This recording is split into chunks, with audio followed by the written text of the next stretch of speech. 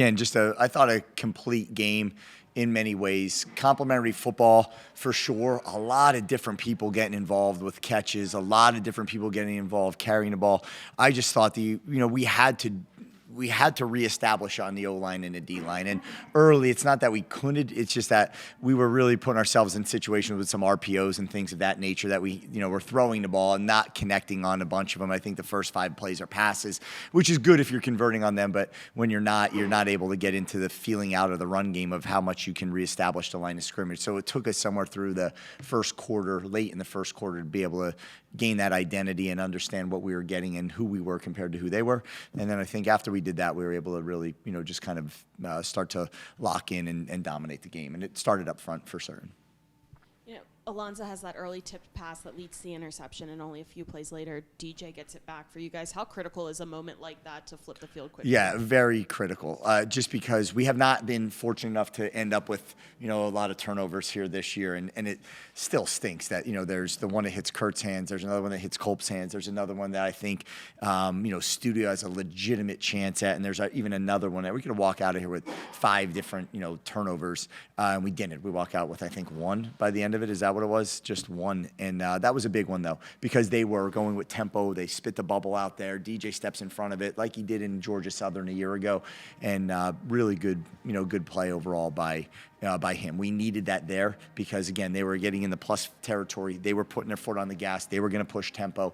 And, get that stop was a big deal. I mean, from that point on, they didn't make it back onto your guys' side of the field until into the fourth quarter.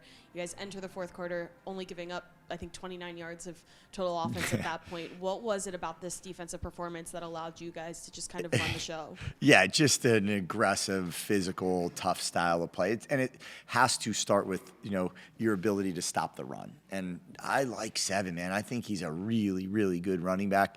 And I thought that our guys, kept him in check really well. And then, again, when it came down to the pass game, we were just pretty sticky in coverage. We were finding ourselves in a lot of man situations in the first half, and our guys, were able to match up really well with them. And then when 15 goes out, that changes the game a little bit. The other kid to come in was great, just wasn't 15. And, that starts to just kind of have them searching for their identity, I'm sure, at that point. If they can't run, they can't find 15, who they targeted 20 times, a week ago. And then at the same point, the quarterback goes out. Now you're just in a snowball effect a little bit. I think we were all just, ready to get that game over with somewhere, in the beginning of the fourth quarter and just get off the field and keep everybody safe.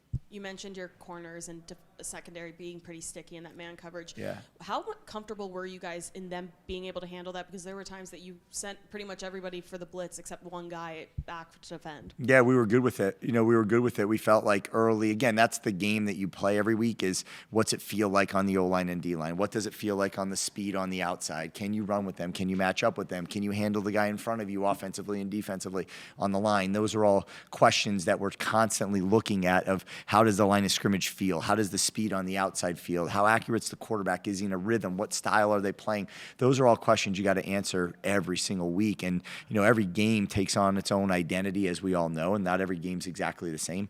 And that's a big part of, our guys. I think their football IQ is high right now. They understand it. They study it, and they really at halftime they're doing exactly what we prepared for, exactly what we were locked in on handling, and they handled it. And then that's all you could ask for is that they study, they're students of it, high football acumen, and just keep getting better every week, and they do that. How'd you see Zoe sort of settle himself in after some missed throws and some of those tip passes to start the game? He was good with it. He was coming to the side, and I was like, let's just get the ball on the ground a little bit here, take some of the RPOs off, and let's feel out what this is. And he wanted to just keep throwing it. He has a lot of confidence in himself and his ability to do it, and that comes from the way they practice all week. Tuesday was a cold, tough day that they did a great job on. Wednesday wasn't our best, but then you get to Thursday, and they really rebounded and just, attacked everything on Thursday, offensively and defensively. And I thought that, that put us in a situation where if you were sitting in the walkthrough in the parking garage over there before, and then the walkthrough inside the hotel, it was electric. These guys wanted this game more than most, and again, I think for some of them, they know that hourglass has turned over and there's not a lot of sand left in it to play here, at this place. So I think it's important that you do it right with some of the seniors that are on this roster that have been here the whole time, because their time's coming to an end shortly. And I said it to Trent out there, just take this all in for a minute here, because you don't have a lot left. But I thought our guys played really hard and did a great job of that. I know you just said that this was a game that a lot of guys wanted more than most, and Yeah. DJ talked a little bit about how, like, in the few years he's been here, this is his first time beating App. Was this maybe a game that you wanted a little more than most? I think, I mean, you want every game. I mean, I want every game that's out there. But ultimately, to know the history between these two schools and to know that this team is a team that, has ruined, 2 seasons almost in a row, it was important that we were able to get this one done. And I heard from a lot of the alums, I heard from a lot of people as the week went on, is that just making sure that we don't look too far ahead or don't get caught up in the outside noise, stay locked in, and just understand we owe these guys. So I think it was important for us to be able to deliver that. Dal said that he felt like watching you guys on film, you've gotten steadily better all year. And Yes. obviously you've been winning all year. Yes. But one, I imagine you'd like to hear that as a coach. Two, do you see that?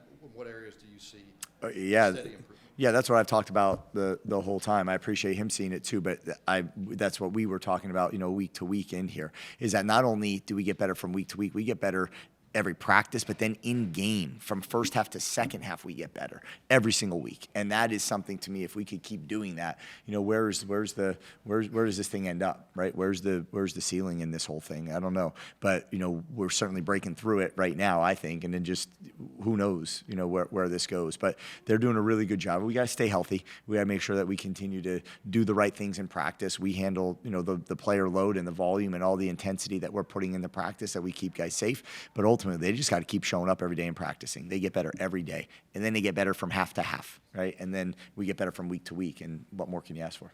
Let me ask you about that ceiling then. South Florida lost today. Cincinnati lost today.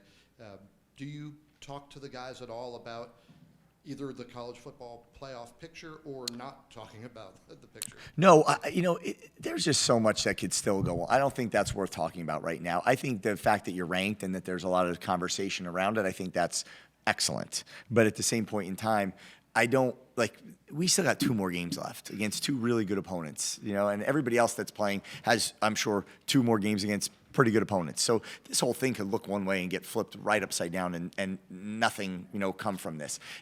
I get no comfort from, our conversation being in that, our name being in that conversation. But at the same point, it's nice, right? It's a nice thing to have. And I don't want to pretend it doesn't exist like I talked about before. So I think, wherever we sat with that little number next to us and our percentages of being in these playoffs and everything else, how did you get there, right? How did you get there? That's what matters. And however we got there, we better keep doing that. I just asked Joby about what about the program allows him to stay on a team even though he may not be able as high on the depth chart as he would for other programs, especially in today's day of age. What do you have to say about your ability and your staff's ability from a team building perspective, as I'm watching Matthew Sluka pass a 50-yard carry deep in the fourth quarter, or Mekhi Rogers lock up, those are guys that don't play that much during the game. What do you have to say about your depth just on the roster? Well, there's a lot to say about it, is that I think that these guys just continue to get better and better every week, but they're all here for a reason. They all want to compete, and they compete every single day. I don't think if you told Joby, you're the whatever string running back, that's not going to affect how he prepares, because he's preparing for that moment to show up. He's preparing for that exact moment when he has to go into the game and he has to deliver for his team. So I think the same thing with Matt. I think the same thing with everybody on this team. Like, everybody that has to step up and handle that. They respect this team, they respect what this is about, and they respect their responsibility and their position on this team. And where they're exactly at today could be very different of where they're at tomorrow. It could be very different. They're all a play away from being a 3 to a 2, a 2 to a 1, and they better be prepared for that moment. And obviously there's a bunch of guys on this team that are. You look at Joby specifically today, 105 yards and 3 touchdowns. Knowing, like Hayden said, he hasn't always been that guy. What was it like to see that performance and at times kind of refusing to go down? I guess the question is, you saw Joby last year, right? We all saw Joby during camp. Did you not think he was capable of that? Because I'm very sure he was capable of that. It was just that as the rotation went along, those other 2 just got really hot at that moment, and it was really hard to say, let's not put those guys in there because, they're not handling what they need to be handling. They didn't wear down. We kept them healthy. We were able to do a good job, and it just happened today that wasn't the case. There's not one coach on this team that was nervous about putting GP in the game or putting Joby in the game, right? Everybody knows how good both of those guys are. And that, again, is a testament to their ability to work and us to continue to stick together as a team and honestly put the team first. And it sucks and it's hard. And I know it's not the ideal thing for, some guys to want to do, but they do it. And they do it because they understand that this team has the fibers of a really special, overall program, and they don't want to be the one to mess that up. I know Landon got a little banged up. Was it cause for concern or just I don't think so. I got to talk to Tyler after I left there. Came right up to Dave and came in here with you guys, and I don't know the answer on that. We'll know more when we come back around on Monday. How do you feel that Coach Smith and Dean Kennedy's collaboration in the running game has sort of developed over since Holy Cross when it all started? Oh, I mean, they've been doing it for a while, right? Coach Smith was the offensive coordinator at one point, and Coach Kennedy was the receivers coach. Then Coach Smith left, and it flipped, and I think that's even a great example of just two guys putting the team absolutely first, regardless. All they care about is winning games and being the best version of themselves they could be every single day. And, that's pretty impressive. Their conversations on the sideline, their conversations with the iPads, their conversations at halftime, they're phenomenal. And then we come back out every single half, and it seems like have ability to control the ball and get the looks we want and execute the plays that fit into those looks. But I thought Coach Kennedy had to be. Our headsets were a little messed up, so he had to be on the field for the whole first half this week. And I thought he did a great job communicating down there in person with Coach Smith to get us where we needed to be.